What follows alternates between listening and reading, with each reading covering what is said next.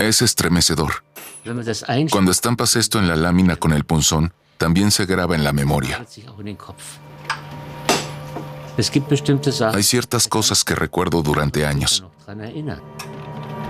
Pienso en particular en algo que no me gusta contar porque me hace llorar. El caso de un hogar infantil en Hamburgo. Los 34 niños menores de 6 años y sus educadores. Todos desaparecieron en un día. Eso es lo duro de este trabajo, enfrentarte a estas historias. Hay más de 100.000 piedras de la memoria en más de 30 países de Europa. Es el monumento conmemorativo descentralizado más grande del mundo. Cada piedra recuerda una vida destruida durante la época nazi en Alemania y Europa. Los nietos preguntan, ¿por qué no tuvimos una abuela? ¿Qué pasó en nuestra familia? Las piedras de la memoria se encuentran en casi toda Europa. Lo singular del proyecto de las piedras de la memoria es que traspasa fronteras, es transnacional, tiene una cualidad especial, es un proyecto europeo. Y por supuesto, abordan un tema actual para los jóvenes, sobre todo ahora que vemos el giro hacia la derecha que están experimentando Europa y el mundo. Esto nos muestra que no se trata de un problema ya superado, un tema de la época del nazismo del pasado. Cada piedra marca el inicio del horror. Auschwitz era el destino final, pero todo comenzó en casas como esta. Todo esto es importante ahora, porque nos encontramos en un momento en el que, como sociedad democrática, corremos un cierto peligro.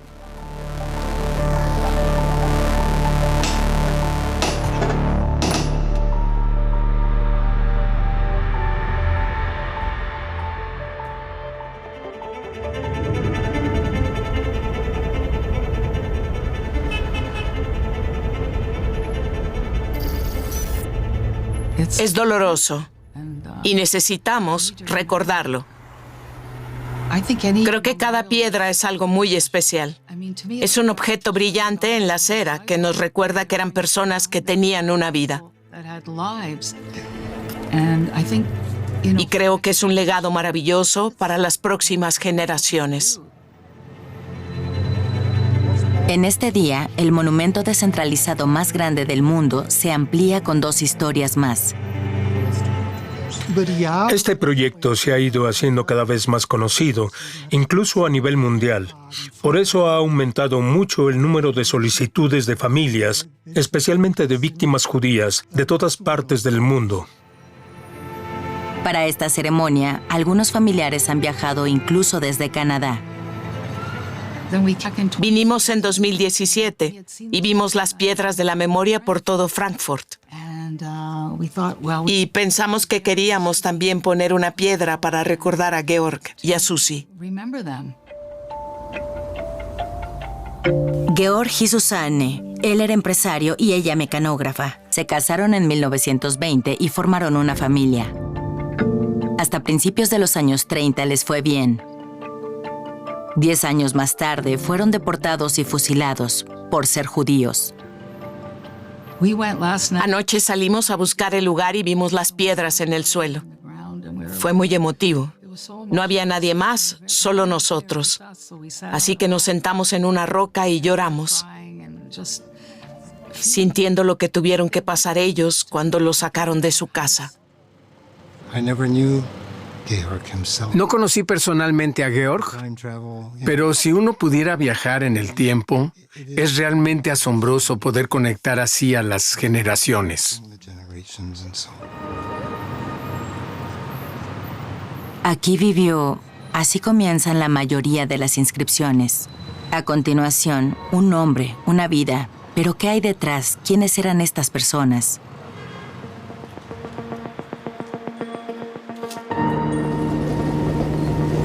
El Noticiero Nacional Socialista, un instrumento propagandístico del régimen nazi, muestra Frankfurt en 1936. Desde hace 3 años, las personas de origen judío son sistemáticamente marginadas por el Estado en Alemania, y la violencia aumenta. El 33 es terrible, el 34 mejora un poco, y el 35 es realmente terrible. Hubo agresiones violentas por todas partes. El 36 vuelve a mejorar un poco, el 37 es tranquilo y en el 38 llega la gran explosión de violencia, no solo con el pogromo, sino también antes de eso. Para muchos, todo comienza en 1933 con el llamado boicot a las tiendas judías. Los nacionalsocialistas dijeron en 1933 que era un boicot, pero no lo era. Porque no lo hicieron con una reivindicación política, lo hicieron con la SA, las tropas de asalto en Prusia, donde actuaban como policía auxiliar y también en Colonia y en Berlín, y de forma extremadamente violenta. Así que hablar de boicot es absurdo, se trataba de un bloqueo. Que lo llamaran boicot, y hoy se le siga llamando boicot, es una proeza semántica de la propaganda nazi. Luego vino la usurpación de negocios judíos por parte de alemanes no judíos, una medida que los nazis llamaron arización. Georg perdió su trabajo en un almacén comercial que hasta hacía poco era propiedad de judíos. Grabaciones privadas como esta de Viena en 1939 muestran el ambiente que se respiraba en el Reich alemán a finales de la década de 1930. La hija de Susanne Silberstein ya vivía en Palestina en esa época. Decidió muy pronto abandonar Alemania. Esto tiene un lado trágico, porque la hija pudo irse a Israel en 1933. Y si los padres hubieran tenido la voluntad o la certeza de que tenían que marcharse, pero mucha gente no pudo hacerlo. Quizás por la edad o porque pensaban que todo se arreglaría o que no podían dar un paso tan grande. Tuvieron la oportunidad durante unos pocos años, pero luego ya no. Hicieron luego otro intento con otro negocio. Pero de nuevo, poco a poco les quitaron todo. Años más tarde, su hija recordaba. Cuando en 1937 visité a mi madre y a mi padrastro desde Palestina, me dijeron que la Gestapo había cerrado y precintado la fábrica. Mis esfuerzos por averiguar el paradero de los bienes fueron en vano. ¿Quién podía saberlo? Lo que sí saben las personas perseguidas es que emigrar es muy, muy difícil. Y saben que al hacerlo perderán gran parte de su patrimonio. Pero entonces no sabían hasta dónde llegarían los nazis. Por tanto, parecía razonable esperar primero. El hermano de Georg logra escapar a Shanghái. Muchas décadas después aparece una última carta. Es del año 1941. Encontramos una carta que Georg había escrito a su hermano en Shanghái.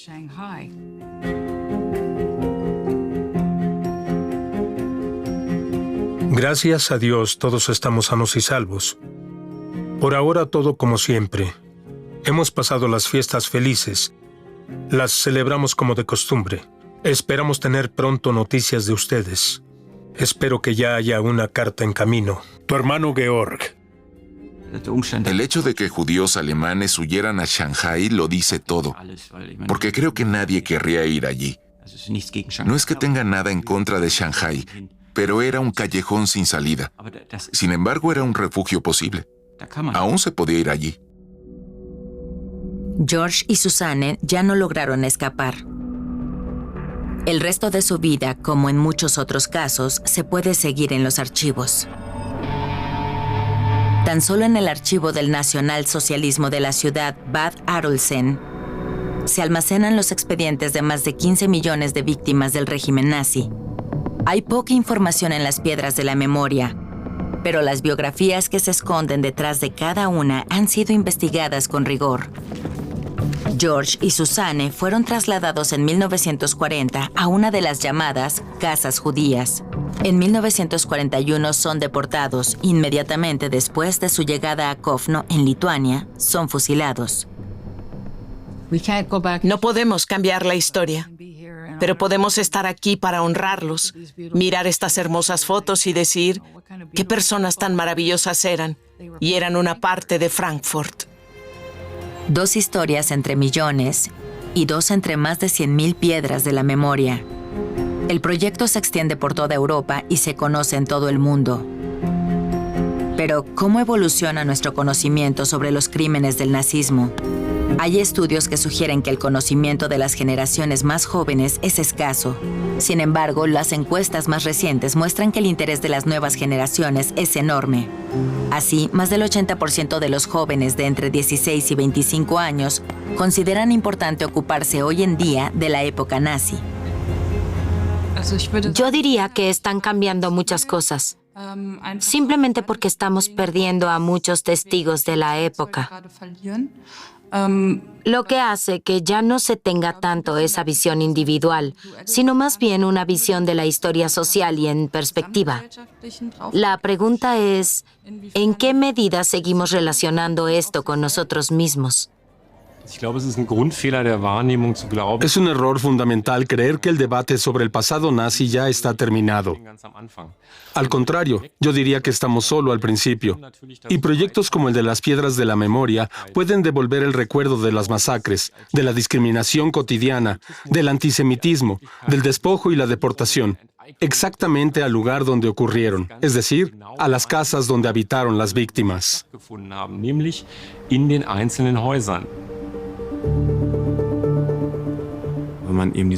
Cuando ves las tendencias de hoy en día, este giro hacia la derecha, que a mí y a mucha gente de la comunidad nos asusta, te sientes inseguro, especialmente al viajar por ciertas partes de Alemania. Aunque no quiero decir que no sea un fenómeno que ocurre también en las grandes ciudades.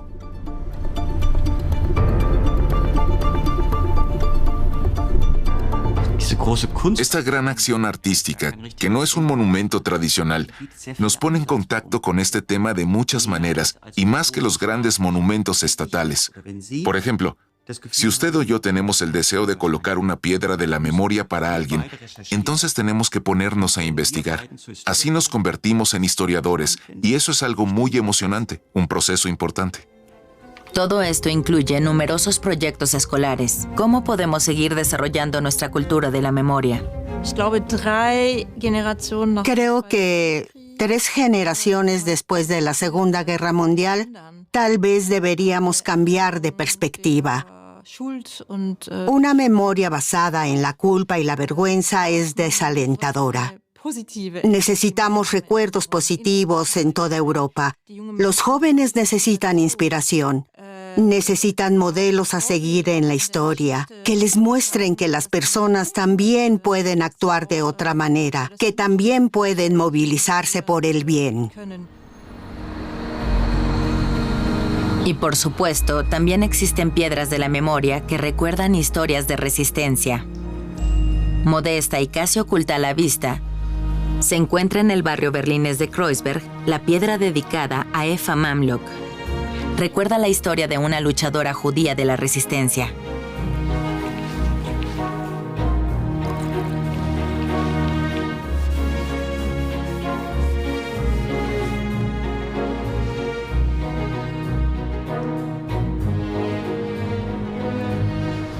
En 1933, una joven se sube al techo de los grandes almacenes Hertie, en Berlín, Kreuzberg. Allí escribe, abajo Hitler. La detienen, pero es demasiado joven para ser condenada.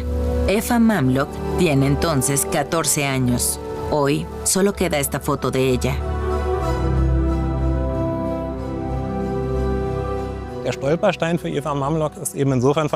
La piedra de la memoria de Eva Mamlock tiene un significado especial, ya que es lo que mantiene viva su memoria aquí en Berlín, en los grandes almacenes mencionados, a 500 metros de aquí. No hay hasta la fecha ninguna placa conmemorativa, nada que recuerde a Eva Mamlock. Y la calle tampoco lleva su nombre. Por eso es tan importante la piedra colocada aquí por Gunta Demnig. Las historias de la resistencia judía son poco conocidas y, en parte, han sido poco investigadas. En el caso de Eva Mamlock, hay investigadores e investigadoras que desde hace tiempo se reúnen en las redes sociales para contar su historia. Un ejemplo entre muchos, las piedras de la memoria también suscitan acciones en el mundo digital. Es interesante ver con cuánta gente interesante se puede interactuar a través de las redes. Como estudiante, me sorprendía cómo podía comunicarme de repente con profesores y profesoras por Twitter. También encuentras rápidamente a personas con ideas afines y construyes excelentes redes. Aquella fue una colaboración digital muy bonita. Nos demostró una vez más que con el trabajo histórico minucioso es posible, después de muchas décadas, encontrar detalles nuevos muy importantes y hacerlos accesibles al público en general. Effa Mamlok no se deja intimidar por su primer arresto. A modo de provocación, deposita flores en la tumba del socialista judío Karl Liebknecht y es puesta en prisión preventiva. Funda un grupo antifascista de chicas judías. Effa y sus compañeras son condenadas a trabajos forzados. En 1941, es denunciada y condenada a muerte por su resistencia. En 1944 es trasladada desde Riga al campo de concentración de Stutthof, cerca de Danzig. El 23 de diciembre de 1944 muere, según los registros nazis, de debilidad física general.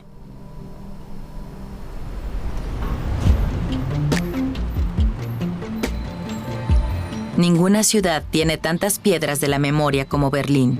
Aquí, el proyecto ha evolucionado constantemente.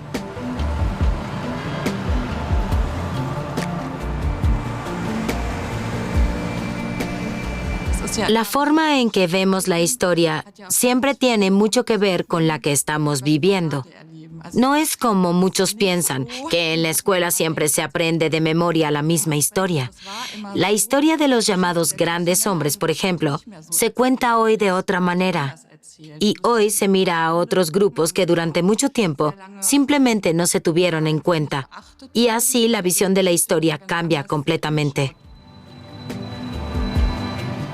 Este proyecto está en constante evolución. Surgen nuevas ideas y aumentan las solicitudes venidas de todos los ámbitos. Las piedras se colocan para todas las personas que sufrieron bajo el régimen nazi, ya sea por haber sido privadas de sus derechos, perseguidas, asesinadas o discriminadas. No solo las personas que fueron asesinadas pueden ser recordadas con una piedra. Sea cual fuera el motivo, racista, religioso, sexual o cualquier otro, todas las personas que sufrieron persecución pueden recibir piedras de la memoria.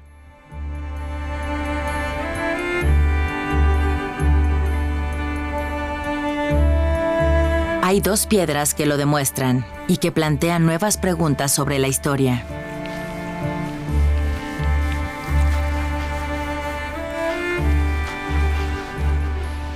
Hace solo 1 o 2 años que se colocaron por primera vez piedras de la memoria para personas negras.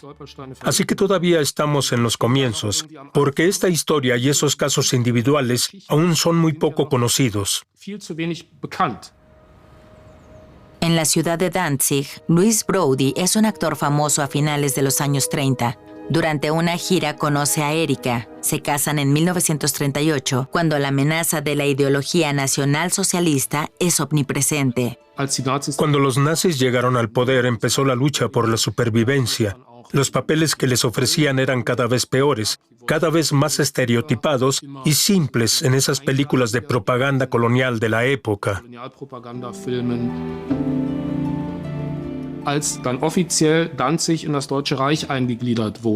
Cuando Danzig se anexionó oficialmente al Reich alemán, se convirtieron en alemanes, pero luego perdieron la nacionalidad. Y eso también provocó que mi abuela, como no alemana y considerada no aria, ya no pudiera encontrar trabajo. Es una señal de aprecio que ahora se intente, en cierto modo, reparar las injusticias que ambos sufrieron. Erika y Luis sobrevivieron a la Alemania nazi. La suya es una historia que une a generaciones y una historia que muestra cómo el proyecto de las piedras de la memoria recibe una y otra vez nuevos impulsos.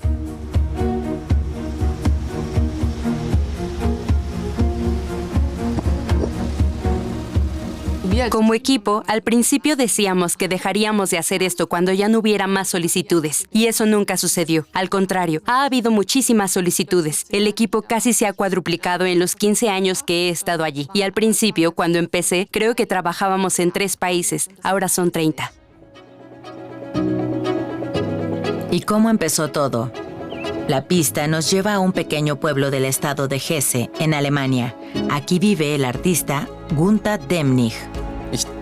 Creo que como artista plástico solo puedo trabajar con símbolos, dejar pequeñas señales, como el colocar las piedras de la memoria. En 1990, Demnig marca una ruta blanca a través de Colonia. Así recuerda un crimen que en Alemania se sigue ignorando, la deportación y el asesinato de la minoría étnica gitana o romaní. De este trabajo surgen después las piedras de la memoria. En mayo de 1940, 1,000 gitanos fueron deportados desde Colonia, Düsseldorf y Hamburgo.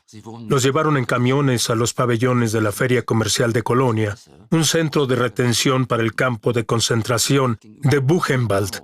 Enfrente había una estación del ferrocarril. Sin la colaboración de los ferrocarriles alemanes no habría sido posible la deportación. El transporte forzado de estos 1,000 gitanos desde Colonia fue una de las primeras deportaciones de la época nazi. Nos llevaron de Duisburgo a Colonia. Aquí estaba el gran centro de retención. Nos resulta imposible cuantificar las víctimas, porque tanto en Alemania como en Polonia, en todos los campos de concentración o de trabajo exterminaron a los gitanos. Durante este trabajo, Demnig tuvo un encuentro que puso todo en marcha. Se acercó a mí una señora mayor, claramente testigo de la época por su edad, y me dijo con gran convicción: sí, buen hombre, lo que hace aquí está muy bien, pero aquí, en nuestro barrio, nunca han vivido gitanos. Eso fue lo que realmente me impulsó. Pensé, vamos a ver, ¿dónde empezó todo? Pues allí, donde estas personas tenían su hogar, allí donde fueron secuestrados. Así nació la idea. Ahora solo faltaba una forma para la nueva obra de arte. Y en 1992 hice el primer prototipo. Era un poco más grande, pero ya era una piedra de la memoria, y la coloqué de forma ilegal frente al ayuntamiento de Colonia. Frente al ayuntamiento de Colonia hay un nuevo adoquín en memoria de 500.000 asesinados. Esta acción artística recuerda la tragedia de los gitanos durante la época nazi. Hace 50 años, los nazis ordenaron su deportación a Auschwitz. El artista Gunther Demnig colocó una piedra con el texto del decreto correspondiente. Se armó un lío. Primero se iba a retirar, pero luego se convirtió en una atracción para los visitantes de la ciudad. Estamos muy orgullosos de que esta acción haya sido una de las primeras que se hicieron en colaboración con personas de nuestra comunidad. Es decir, se nos incluyó y ese fue un paso muy importante. El genocidio de los gitanos o romanís está mucho menos presente en la conciencia colectiva alemana que los crímenes cometidos contra otros grupos. Creo que tiene que ver con la forma en que se transmite la historia en Alemania. En la escuela se aprende de memoria. Esto y aquello sucedió en la tal y tal fecha. Por eso son tan importantes estas acciones de las piedras de la memoria para poder relacionar los hechos con individuos concretos. Porque si solo se manejan cifras abstractas, no se tiene una idea real de lo que pasó y cuáles fueron las consecuencias. ¿Cómo podemos acercarnos a la historia detrás de cada piedra? Hay innumerables documentos de la barbarie, como estas fotos de las deportaciones de 1940 desde Asperg, en el sur de Alemania, en su mayoría fotografiadas con orgullo por los responsables. Contamos con relatos de los autores y autoras sobre cómo llevaron a cabo los crímenes. Lo hacían funcionarios municipales o policías que pensaban. Lo organizamos tan bien que queremos dejar constancia de ello. Y por cierto, también lo hacían a plena luz del día, porque casi todas las fotos de las deportaciones que estamos evaluando fueron tomadas de día. Y vemos a gente que se queda parada en la acera mirando. Es decir, los no judíos, los no gitanos que lo están viendo. Quizá piensan que el régimen se lo permite, pero que no tiene por qué interesarles. Piensan, los llevan al este y no tengo por qué pensar más en ello. Hay una diferencia entre el poder saber y el querer saber.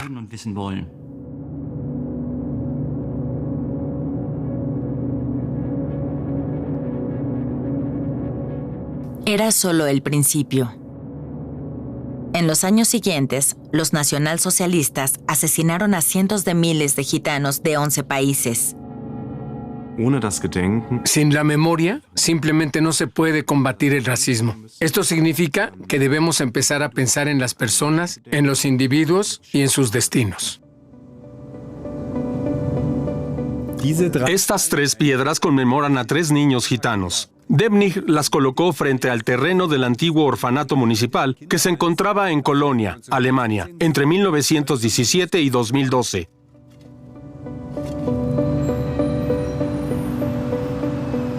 Es el año 1943 en Colonia cuando, en enero, la policía criminal de la ciudad recibe una denuncia. Proviene del orfanato en el barrio de Sulz, en Colonia. Estas fotos de los años 20 nos dan una idea de cómo era la vida en el orfanato en aquella época. El orfanato quiere informar acerca de la presencia de una cierta niña. La pequeña había sido separada de sus padres al nacer y pasó toda su vida en orfanatos. Sus padres fueron deportados en 1940. La niña se quedó en Colonia, pero un día, la dirección del orfanato informa a la policía de que en el hogar vive una niña gitana.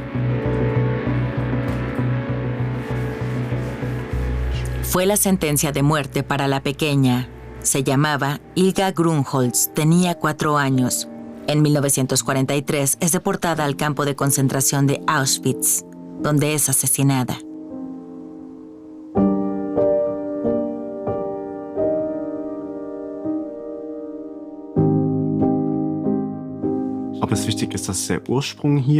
No sé si es importante que el proyecto comenzara aquí. No es tan importante de dónde viene algo, sino lo que provoca. Y las piedras de la memoria provocan muchísimas reacciones. En Colonia, el artista Gunther Debnich ya recordó hace años la deportación de los gitanos, trazando lo que llamó una ruta conmemorativa por la ciudad. Su nueva acción se llama Piedras de la Memoria y pretende recordar a personas deportadas y asesinadas por los nazis. Lo que tengo en mente es, en realidad, un monumento descentralizado. Y lo concebí desde el principio para toda Europa, y tanto para las víctimas judías, que son el grupo más numeroso, eso está claro, como para los gitanos, para las víctimas de la eutanasia, los homosexuales, los perseguidos políticos, los perseguidos de las iglesias, en fin, para todas las personas que fueron víctimas del terror nazi. Pero debo admitir que nunca pensé que realmente lo pudiera llevar a cabo. Para mí era utópico. Todo el mundo conoce las cifras. Para mí era arte conceptual.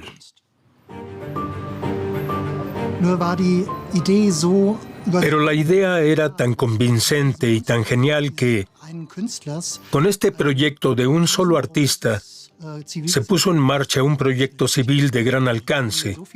En muchas ciudades hay personas que investigan, que acuden a los archivos, y así ya son cientos, si no miles, las personas que se ocupan de este tema de forma voluntaria. Creo que eso cautivó a la gente. Los hizo pensar en las personas que habían vivido allí. No sé bien cómo ocurrió, pero este proyecto simplemente explotó. ¿No es cierto? Cuando empecé lo hice realmente en solitario. Planificaba, fabricaba las piedras y salía a colocarlas. Pero pronto necesité tanta planificación que ya no me daba abasto con la fabricación y la colocación.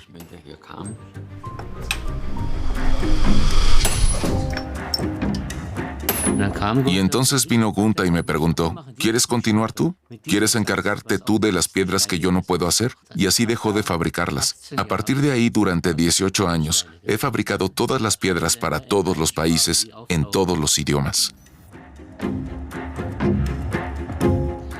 En 10 años, Gunther hizo 7,000 piedras él solo. Es muchísimo. En los 18 años que llevo haciéndolo, he hecho 88,000. Lo realmente duro es grabar las inscripciones.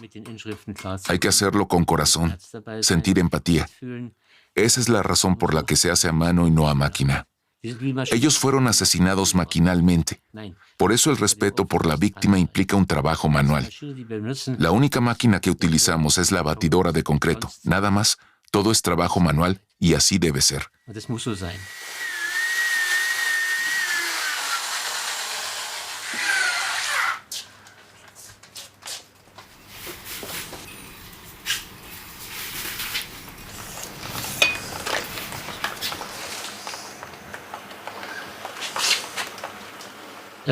Gunta solo hizo piedras en Alemania, pero luego se sumaron unos 30 países y unos 28 idiomas, y las hice todas.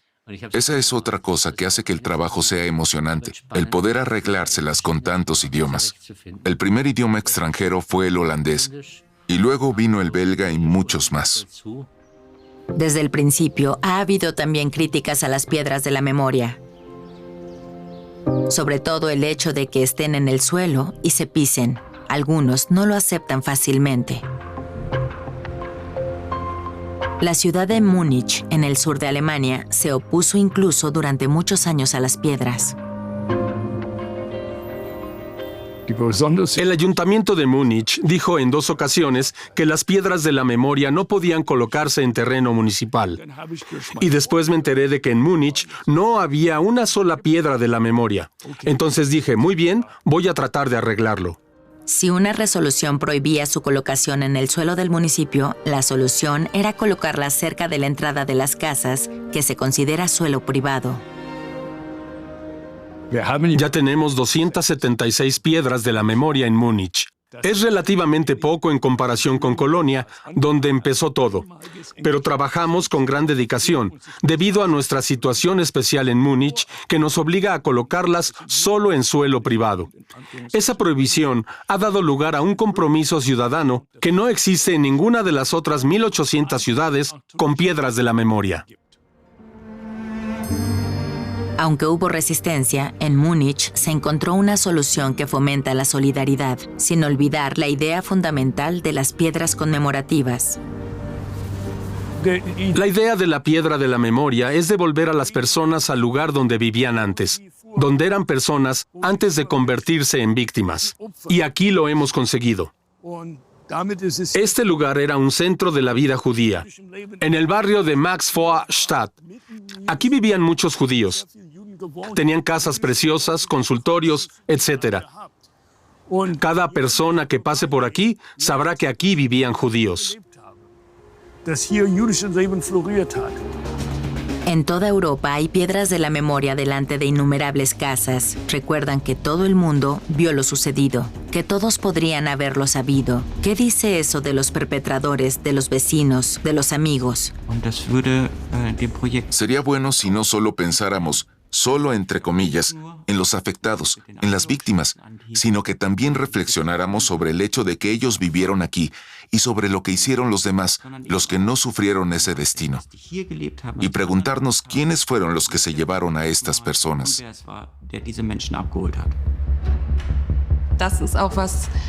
Eso es algo que me molesta mucho de nuestra actual cultura de la memoria, que sobre todo se recuerde a las víctimas. Es sin duda importante, pero no nos estamos fijando lo suficiente en nuestra propia historia, que es la historia de los perpetradores. La gente habría vivido allí otros 50 años si no hubiera llegado a su casa un policía, un funcionario de Hacienda o la Gestapo, la policía política. Si el vecino no los hubiera delatado o los hubiera golpeado, si el ferrocarril no se los hubiera llevado, si el tranvía no los hubiera llevado a la estación. Tenemos que incluir todo eso en la reflexión. En la memoria colectiva de las guerras y las dictaduras, tendemos a dividir a la sociedad en 3 categorías: víctimas, héroes y perpetradores. Y con ello se olvida una categoría muy importante: los adeptos, los afines al régimen. En primer lugar, porque es la actitud de la mayoría de la sociedad en una guerra y en una dictadura. Y en segundo lugar, porque reflexionar sobre su papel es fundamental si queremos aprender de la historia. Probablemente no todos quieran escuchar esta crítica al oportunismo generalizado que permitió el terror nazi. Y de hecho, una y otra vez se producen casos de resistencia por parte de los vecinos. Sí, seguimos teniendo problemas para colocarlas, porque siempre tenemos que obtener el consentimiento de los actuales propietarios.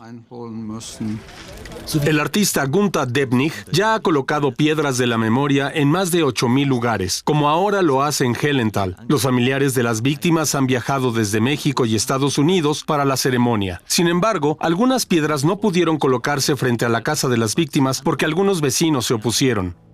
Eso fue en 2013. Desde entonces, las piedras están en una vitrina de la iglesia del lugar. Julius Rothschild fue el único de esa familia que logró huir a México en 1938. Sus descendientes aún esperan que se coloquen las piedras. Si una familia hace este viaje y se encuentra con el rechazo, es un trago muy, muy amargo. En realidad, eso significa que no hay ninguna empatía con los familiares. En el pueblo de Hellenthal, el Consejo Municipal aprobó la colocación de las piedras con una salvedad. Los vecinos debían dar su consentimiento.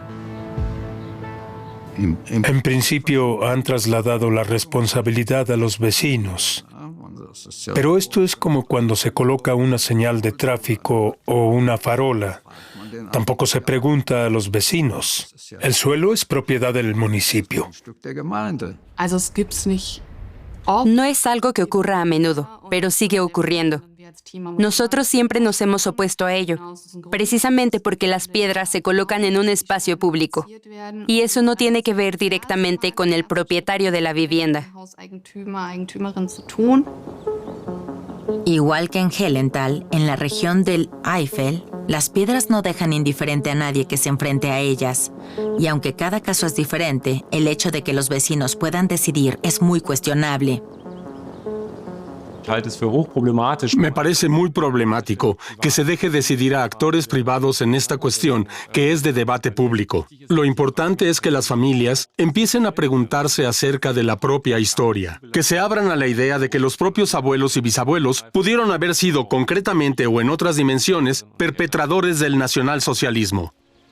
El silencio de las generaciones de la posguerra se perpetuó en muchas familias alemanas a pesar de la memoria histórica. Si una sociedad quiere aprender de su historia, debe cuestionar su papel, el de los padres, abuelos y bisabuelos. Sí creo que nadie quiere señalar con el dedo a sus propios abuelos. Y por eso muchas familias rechazan haber tenido ninguna culpa en todo ello. La culpa es un concepto muy, muy complejo, que abarca dimensiones muy diferentes, ya sea en casos de expropiaciones, por la participación en concentraciones masivas, asambleas multitudinarias, o por haber discriminado y ofendido a los propios vecinos judíos. Las piedras conmemorativas ofrecen un punto de partida para plantear estas preguntas y a la vez han demostrado su capacidad de unir, conectar y reconciliar, como pocos proyectos de memoria histórica.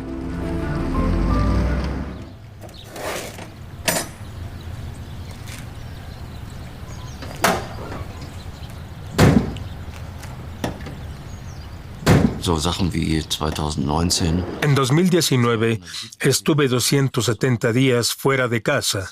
Eso no es lo ideal para la vida familiar.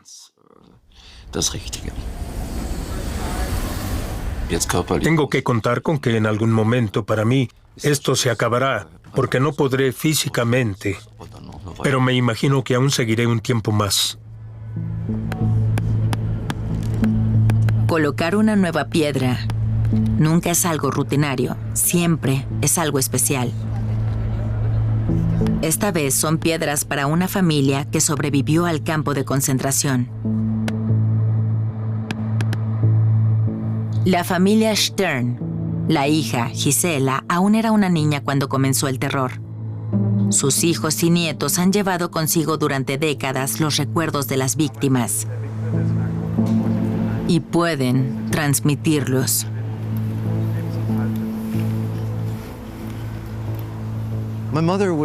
A mi madre le gustaba contar historias y conversar. Hablaba de todo lo que había vivido, también del campo, aunque quizá no lo contaba todo. Quizás era demasiado doloroso. Esta imagen muestra a la familia en 1945 tras la liberación. Gisela tenía entonces 14 años.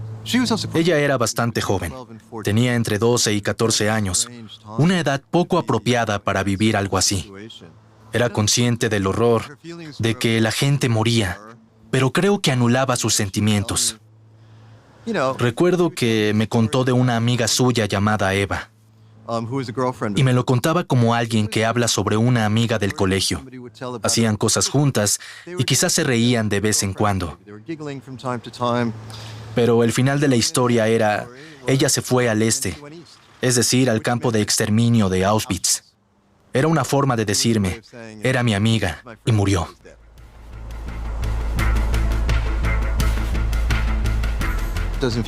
Esto no se siente como un final. No es ella la que yace allí, es una piedra que la recuerda y que hoy es parte de su historia.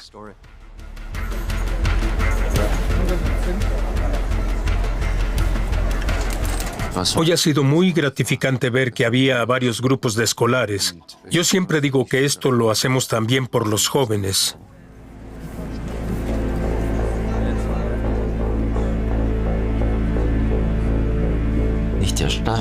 La obra de arte no es la piedra, sino todo lo que sucede en torno a ella. La colocación junto con los familiares, con los estudiantes, con los vecinos. Incluso cuando se oponen, el debate que surge es también parte de un proceso artístico.